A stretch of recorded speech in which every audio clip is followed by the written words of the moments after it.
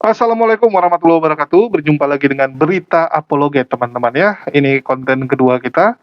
Dan di kesempatan kali ini kita akan membahas, mereview teman-teman, perdebatan yang baru saja terjadi antara Romo Cafe mewakili Katolik dengan Pendeta Mel Atut yang mewakili, ya kalau mau dibilang mewakili Protestan secara besar, ya nggak mungkin juga. Karena pasti teman-teman Protestan yang lain ada juga yang tidak setuju dengan apa yang disampaikan oleh Pendeta Mel Atok. Jadi di sini Mel Atok mewakili ya karismatik lah mungkin ya denominasi dia. Kita tahu Pendeta Mel Atok sebelum debat sudah bacot-bacot. Bahkan sudah merendahkan seorang Romo Cafe, teman-teman. Jadi sebelum perdebatan ini terjadi, Mel Atok bilang bahwa Romo Cafe ini pemahamannya kurang. Romo Cafe ini comot-comot ayat gitu kan. Karena setahu saya orang Katolik nggak mungkin comot-comot ayat. Orang Katolik itu mengikuti apa yang diajarkan gurunya. Gurunya bilang salto, salto mereka. Gurunya bilang kiri, kiri mereka. Jadi bukan comot-comot ayat. Tapi memang Katolik itu pengajarannya seperti itu. Dan kalian bisa menemukan, ya. Dan kalian pasti lihat sendiri, kalau orang Katolik itu si A ngomong gini, nanti romonya ngomong gini, ya pastornya ngomong gini juga, sama. Beda dengan Protestan yang kalian panggil 10 orang, kalian tanya satu pemahaman ini, maka mereka punya pemikiran yang berbeda. Dari 10 orang bisa jadi ada 11 pemikiran nanti. Satunya baru ditemukan setelah mereka ribut-ribut, mereka berantem dulu. Itu kalau Protestan. Kalau Katolik nggak sama kok. Jadi apa yang diimani oleh Romo Cafe, yang disampaikan Romo Cafe, yaitu memang apa yang dari sana. Itulah kenapa Katolik itu mereka bilang harus ada magisterium. Bagi teman-teman yang belum tahu, Katolik itu berpegangan pada 3 hal. Yang pertama, magisterium. Magisterium itu kalau di Islam tuh sanad, teman-teman. Jadi pengajaran itu harus bersanad. Kamu belajar dari gurumu, gurumu belajar dari guru siapa gitu kan. Ya, terus belajar dari pastor siapa dari romo siapa gitu kan. Atau dari kardinal siapa, dari paus siapa gitu. Nanti paus ini juga dari paus mana gitu kan. Karena kan ujung-ujungnya nanti bersumber dari Simon Petrus. Simon Petrus tentu saja dari Yesus. Itu klaimnya Katolik, teman-teman. Jadi mereka harus ada namanya magisterium atau sanad. Ya, sanad. Terus yang kedua harus ada yang namanya tradisi suci, teman-teman. Seperti yang dibilang Romo Cafe gitu. Kalau bukan dari Katolik, dari mana teman-teman Protestan mengikuti hari Natal? Bukankah hari Natal itu adalah produknya Katolik? Dan itu tidak ada di Bible. Kamu cari gimana pun, di Bible tidak ada tanggal 25 Desember. Itu dari tradisi suci, teman-teman. Nah, jadi kalau di Islam itu tradisi suci itu seperti sunnah lah ya. Sunnah yang kita ikuti gitu. Tradisi kalau mereka gitu kan. Kalau kita kan apa yang dilakukan oleh Nabi. Kalau mereka apa yang dilakukan oleh senior-senior mereka, pendahulu-pendahulu mereka. Bapak-bapak gereja purba gitu. Nah, jadi harus ada sunnahnya.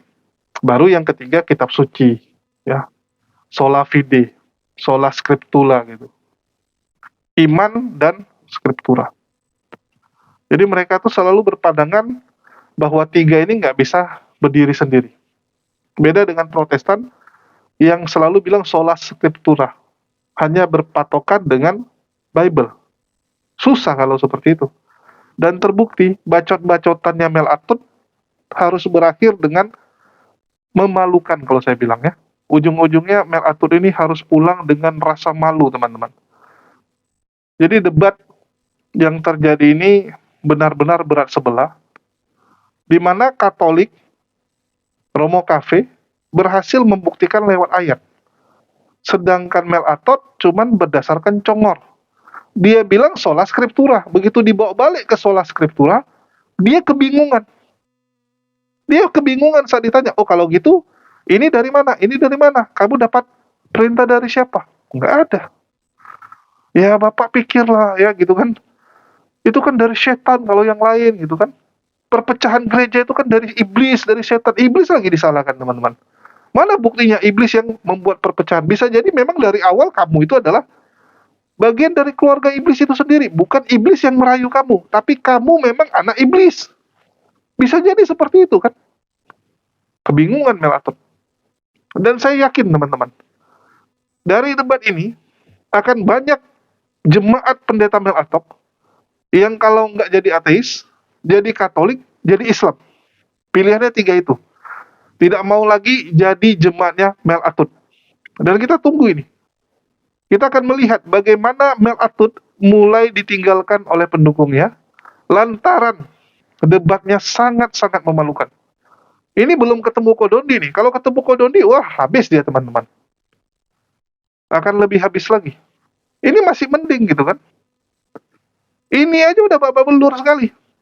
Babak belur sekali. Saya nggak pernah melihat debat Katolik Protestan yang sememalukan ini. Bahkan mau nggak mau, Mel Atut ini cuma bisa bikin rusuh supaya ya udahlah supaya selesai aja gitu kan. Karena kalau dilama-lamain akan makin kelihatan perbedaannya gitu. Sama kayak lomba gitu.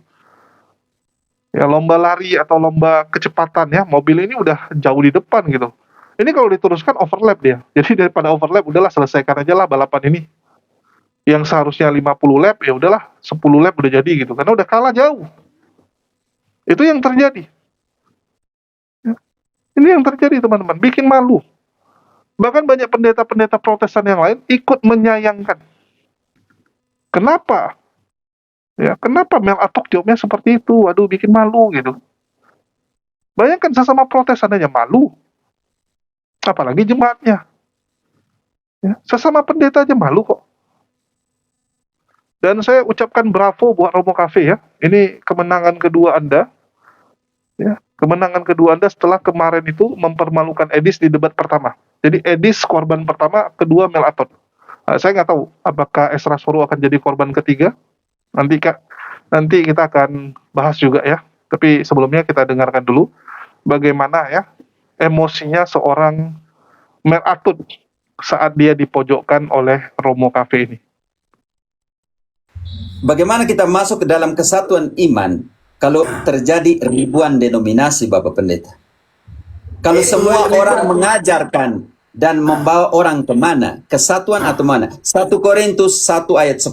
Apa kata Santo Paulus terhadap situasi ini? Minta saya tanggapi, gampang tuh Romo nih. Jangan soal gampang, Pendeta. Baik, mohon maaf Romo. Gampang sekali itu Romo. Banyak Romo. Saya tidak mereduksi Bapak punya penjelasan gampang, enteng. Tidak, saya coba bacakan dulu. 1 Korintus bab 1 ayat 10. Tetapi aku menasihati kamu, saudara-saudara, demi nama Tuhan kita Yesus Kristus, supaya kamu seia sekata dan jangan ada perpecahan di antara kamu, tetapi sebaliknya supaya kamu erat bersatu dan sehati sepikir. Lalu apa masalahnya? Jangan ada perpecahan di antara kalian. Kembali kepada pertanyaan saya pertama. Kenapa terjadi begitu banyak ribuan denominasi kalau Paulus di sini menekankan jangan terjadi perpecahan di antara kalian? Ya, saya jawab. Jadi kalau perpecahan yang betul-betul bertentangan dengan firman itu terjadi karena dosa, Romo. Selesai. Mau apa lagi kalau bukan dosa? Buktikan ayatnya di mana perpecahan itu terjadi karena dosa. Terlalu banyak. Ya saya salah satu ayat bahwa perpecahan terjadi karena dosa. Ya tadi yang Romo kutip itu betul juga. Mana ayatnya mengatakan bahwa perpecahan terjadi karena dosa? Letter leg. Kita omong sekolah skriptura. Mana terjadi karena dosa? Dosa, kata dosa. Perpecahan terjadi karena dosa. Romo terlalu berlebihan itu. Tadi tidak bisa kita berlebihan. pakai tanya standar yang Bukan begitu. berlebihan. Saya berhadapan dengan sekolah skriptura. Tunjukkanlah bahwa perpecahan terjadi karena dosa. Mana ayatnya? Iya, dosa itu menyebabkan orang melanggar hukum Allah, Romo. Bapak Pendeta, tunjukkan ayat dulu perpecahan terjadi karena dosa. Ya, kalau yang tadi 1 Korintus mana ayatnya yang mengatakan bahwa perpecahan terjadi? Dosa, Romo. Mana ayat yang mengatakan perpecahan terjadi karena dosa? Dosa karena dosa. Tunjukkan ayatnya, Bapak Pendeta. Iya, dosa ini, Romo. Apakah ada di dalam kitab? Karena ini dapat terbuka tidak, Pak? Karena tunjukkan apakah ada di dalam sola skriptura. Bapak bilang harus ada tertulis. Apakah ada di dalam kitab suci bahwa perpecahan terjadi karena dosa? Tunjukkan ayatnya. Romo, Dosa itu kan Mana melanggar ayatnya hukum Bapak Allah. Pendeta? Saya butuh Jadi ayatnya. semua perpecahan yang bertentangan dengan firman, mulai dari Kejadian sampai Kain bunuh Habel pun itu gara-gara dosa. Itu jelas di sana. Mana Itu ayat kan di Kejadian dalam pasal 4. denominasi dan perpecahan karena dosa? Saya butuh ayat untuk saya Kejadian berhadap 40 dengan saudara Romo. Skriptura. Semua ini kembali kepada Alkitab. Bukan. Nah, inilah Perpecahan Romo karena punya dosa. cara tafsir yang kacau dan Tunjukkan ngawur. ayatnya, Romo karena punya saya cara tafsir kacau dan ngawur. Kita tanya Romo, Romo tidak bisa menjawab. Padahal ada kaitan dengan tema. Sekarang Romo moderator pakai moderator kata dosa. keberatan. Moderator Ya. keberatan. Ya, Apakah saya pernah Romo, mengatakan Bapak kamu Pendeta mau tanya, atau Romo, tafsir di mana ngaruh kata dosa. sedang Saya ngawur dan tunjukkan kacau? di salah satu Saya contoh tidak pernah bahwa menggunakan dosa Kain menyebabkan dia determinasi bunuh Habel. determinasi etika. Perpecahan sudah terjadi Determinasi dari kitab etika, Kejadian. moderator. Maka semua Sudah berapa perpecahan kali ngawur yang dan kacau? terjadi Sudah per 5-6 hari ini, kali Romo, digunakan kata yang yang sama. kemudian tidak sesuai dengan firman alias bertentangan dengan firman, itu adalah dosa. Karena dosa sudah mengintip di depan pintu, akhirnya Kain panas hati, tidak peduli firman, bunuh adiknya. Itu bukti perpecahan. Dan itu Bapak gara-gara dosa. Pendeta, di Dalam mana ayat Protestan, yang mengatakan Romo, bahwa dengar. perpecahan karena Dalam dosa? Protestan, dalam Definisi Protestan, dosa, dengar Bapak dulu. Pendeta. Definisi Ya. dosa, kalau begitu. Apa itu Hamartia. dosa menurut kitab suci? Dosa itu artinya kepasifan terhadap kebenaran, Di keaktifan terhadap mana, di ketidakbenaran. mana ayat yang mengatakan dosa karena kepasifan terhadap kebenaran? Mana ayatnya? Yeremia 4 ayat 22. Oke. ya. Dosa adalah Sebelum dibacakan, mohon maaf para narasumber, Pak Pendeta dan Romo Cafe, untuk diusahakan untuk menghindari hal-hal yang seperti terjemahan ngawur atau hal-hal yang sedikit merendahkan atau tidak membuat ada para yang terjemahan peserta. ngawur, penafsiran kacau. Saya pikir ini Ya, kita punya mungkin hal level itu bisa akademis dihindarkan. berbeda ya. Mungkin hal itu Level bisa akademis dihindarkan. berbeda. Ada etika akademisnya. Ya Romo Moto, di mana dosa, di mana dikatakan? Tetapi saya tidak pernah menyerang pribadi Bapak sebagai ngawur, Raja sebagai Romo bisa kacau. pakai itu masa Mohon maaf Pak Pendeta Saya Melatop, musik, Bapak kalau Pendeta. Pak Tidak, Pendeta saya musik, Melatop bisa Iya. lebih begini. Dengar, oke. Sekarang saya baca ayat ya Pak Moderator. Ya, tapi sebelum baca ayat, bisakah nanti habis ini dilanjutkan tanpa merendahkan atau kata-kata yang menyerang Tidak ada yang pribadi? merendahkan. Karena Romo dipancing-pancing tadi bilang ini itulah segala macam. Oke, Yeremia 4 ayat 22. Romo dengarin. Sungguh bodohlah umatku itu. Sungguh bodohlah umatku itu. Mereka tidak mengenal aku. Ya, Mereka adalah anak-anak tolol tolol. dan tidak mempunyai pengertian. Ya, Mereka pintar untuk berbuat jahat, itulah dosa. tetapi untuk berbuat baik mereka tidak tahu. Jadi kalau buat jahat pintar, buat baik bodoh. Yesaya 5 ayat 22. Dunia terbolak-balik, pahit mereka bilang manis, manis mereka Definisi bilang pahit. dosa, definisi dosa yang saya minta, definisi dosa. Iya, Karena dosa Bapak bilang itu tadi adalah perpecahan karena dosa. Dosa itu Kepasifan apa? terhadap kebenaran, Di keaktifan mana terhadap dikatakan? ketidakbenaran. Makanya di Yeremia Pendeta 4 ayat Melatop, 22 ingat, engkau bilang mereka kepasifan pintar terhadap bikin kebenaran jahat adalah dan dosa. bodoh bikin baik. Itu namanya kepasifan. Di mana terhadap dikatakan kebenaran dosa, dan keaktifan definisi terhadap menurut Pendeta kebenaran. Melatop, Dari dosa kata adalah Ibrani kata, kepasifan, dari kata Yunani hamartia, meleset dari kepasifan sasaran, terhadap- tidak sesuai target Tuhan. di mana dosa dengan definisi kepasifan terhadap itu? Mana definisinya? Nah, Romo di sini Romo ini kelihatan tidak tahu cara tafsir. Oke, Alkitab, sekarang kitab saya yang akan harus eksplisit, mendefinisikan yang apa implisit itu pun dosa. boleh. Yakobus, Romo, bantu dulu Yakobus 1 saya ayat tidak 13 sampai inkonsisten ya. 15. Dari Saya sejak akan awal saya sudah mendefinisikan bilang bahwa saya akan mendefinisikan dengar, akar sejak dari awal dosa. saya sudah Bagaimana? bilang bahwa Bantu sola dulu. scriptura kami tidak anti dengan tradisi, tidak anti dengan konsili, tidak anti dengan apapun selama tidak tabrak firman Allah. Ya, Bapak Pendeta Tritunggal tidak pun memberikan ada secara definisi. eksplisit Yang pertama, di Alkitab, tapi Katolik dua percaya hal. Tritunggal tidak. Bapak Pendeta mengatakan bahwa perpecahan karena dosa. Yang kedua, dosa adalah kepasifan dari apa? Tidak dijelaskan. Sekarang Yakobus 1 ayat 13 sampai 15 mendefinisikan apa Ya, penyebab dari itu dosa. masih omong pencobaan dari setan. Tahu Tidak. mengerti itu ayat.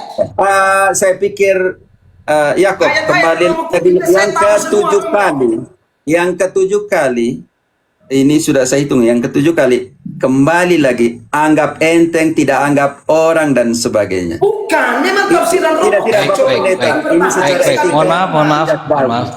Maaf ya Bapak Pendeta, tidak baik. Maksud saya, saya pikir Bagaimana Romo daripada Bapak Romo tidak terjadi di memulangkan sini itu karena tidak sudah baik, saya Ya. cancel. Yakob saya serahkan sudah terlalu Ya, banyak. ya, Sudah oke. 7 kali loh saya hitung. Oke, teman-teman sudah saksikan ya. Dan ini kok kayak nggak segar kali ya. Ini kalau pakai minyak rambut lebih bagus namanya. Tapi ya sudahlah. Dan kalian dengar sendiri teman-teman, Mel Atok itu penguasaan dirinya sangat lemah. Dia nggak bisa menempatkan dirinya dalam diskusi. Romo Cafe ini Katolik yang memang terbiasa sopan. Kenapa kamu ajak untuk bahas sesuatu yang nggak penting dan malah jadinya ad hominem? Kalau kamu ketemu sama Kodondi, ya mungkin boleh gitu. Boleh gitu kan, nanti Kodondi akan meladeni kamu dengan maki-maki kamu juga gitu. Tapi kalau Romo Cafe ini kan udah bilang gitu, dia bukan tipikal yang mau seperti itu. Kalau kamu ketemu saya, ya udah kita akan lomba sarkas, saya nggak peduli gitu. Jadi kita harus menempatkan diri kita tergantung lawan diskusi. Kalau lawan diskusi kita nggak mau seperti itu, ya udah gitu. Kenapa ngotot? Dengan cara ngotot Anda malah mempermalukan diri Anda. Dengan Anda mengejek, mengolok-ngolok Romo Cafe, itu bukan membuat Anda kelihatan pintar. Malah kelihatan Anda tuh tong kosong. Tong kosong Mel Atok ini. Mohon maaf saya sampaikan. Kamu bilang back to Bible. Dikasih ayat kamu terdiam. Saya pun nggak nyangka ya Romo Cafe hafalannya luar biasa teman-teman. Dia hafal ini. Dikasih ayatnya. Walaupun mungkin memang sebelum debat udah persiapan juga gitu kan. Mana-mana ayat yang mau dipakai, dikeluarkan gitu. Sehingga Mel Atut yang anggap remeh dari awal hanya bisa jadi bulan-bulanan. Ini murni teman-teman, jadi bulan-bulanan dia. Ya. Dan kembali, Trinitas itu juga produk dari Katolik. Nggak ada Katolik, nggak ada Trinitas kalian teman-teman. Ya. Itulah kenapa Protestan itu kan sekarang kebingungan antara oneness, Unitarian gitu kan, atau Edistarian gitu, yang sekarang terbaru Edistarian gitu, yang mengatakan Trinitas buang aja ke tong sampah karena dia nggak suka dengan Katolik. Di sini agak mending teman-teman. Dia kan benci Katolik. Dia bilang Katolik penyembah patung, betul nggak? Tapi dia juga sudah mulai ingin menghilangkan produk-produk Katolik.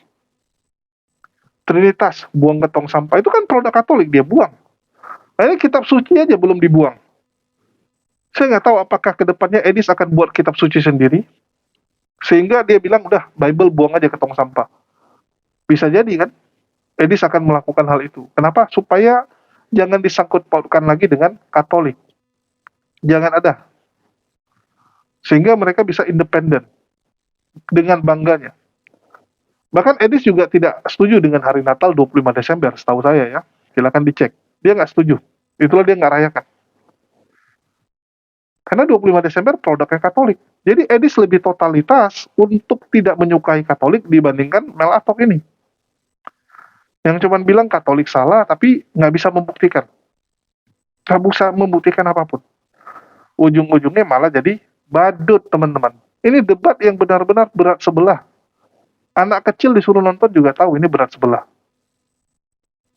Saya pikir Mel Atot akan membuat Romo Cafe ngamuk gitu. Romo Cafe marah, terbalik teman-teman. Terbalik ternyata.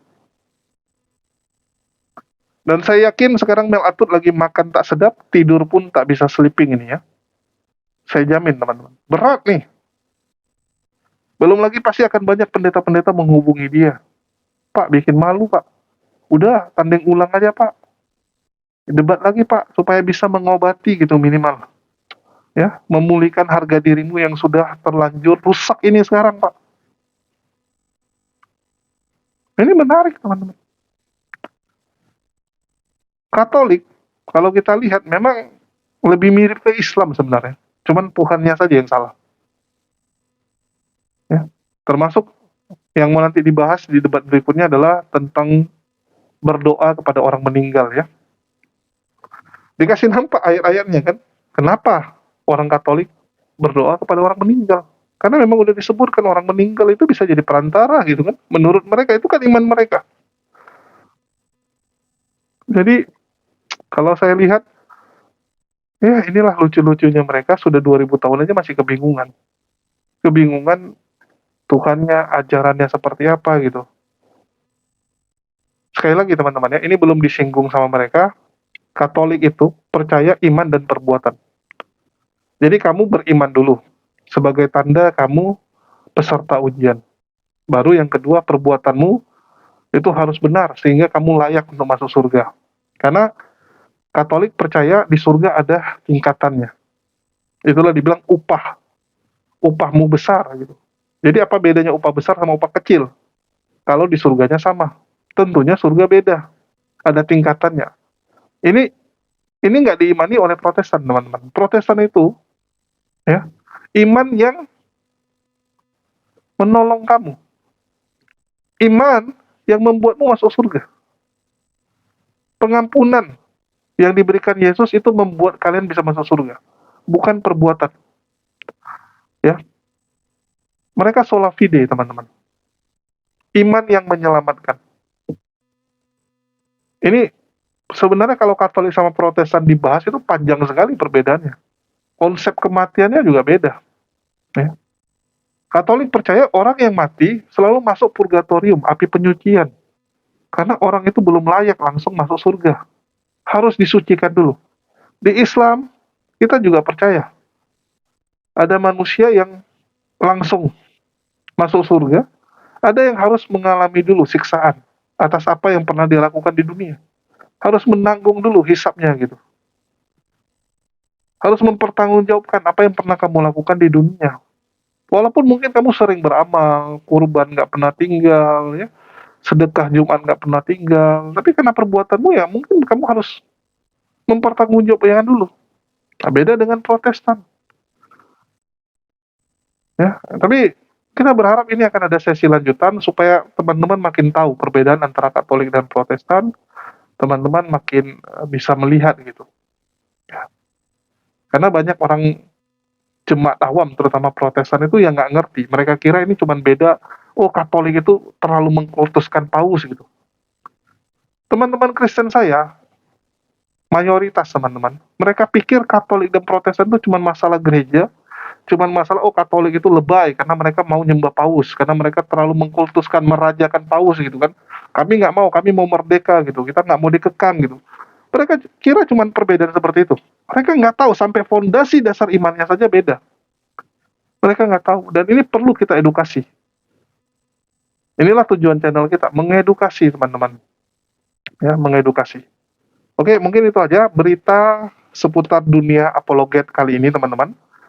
Jangan lupa di subscribe dan aktifkan lonceng supaya kalian tidak ketinggalan konten-konten terbaru dari kita. Sekali lagi ya, ini adalah rumah baru kita. Dan kenapa tampilan kita sekarang berbeda? Ya karena memang YouTube harus open cam. Dan setiap channel YouTube-nya itu harus beda. Itulah kenapa di channel HMC kita pakai topeng, di sini kita cuma pakai masker dan kacamata. Dan bisa jadi nanti di channel yang lain kita pakai topeng yang lain lagi gitu kan, tampilan yang berbeda. Ya, supaya ngelihatnya juga beda-beda sehingga orang tahu, oh ini channel ini, oh ini channel ini gitu kan. Nah, ini cuman latarnya nih yang masih sama teman-teman ya, di bawah tangga teman-teman. Kalau bisa ada green screen atau apa bagus juga ya. Jadi untuk channel ini temanya ini belakang, channel ini temanya belakangnya beda. Ya bisa inilah kita lakukan nanti suatu saat nanti. Oke, sekian dari saya, makasih buat semuanya. Di akhir kata saya ucapkan wassalamualaikum warahmatullahi wabarakatuh. Sampai jumpa di lain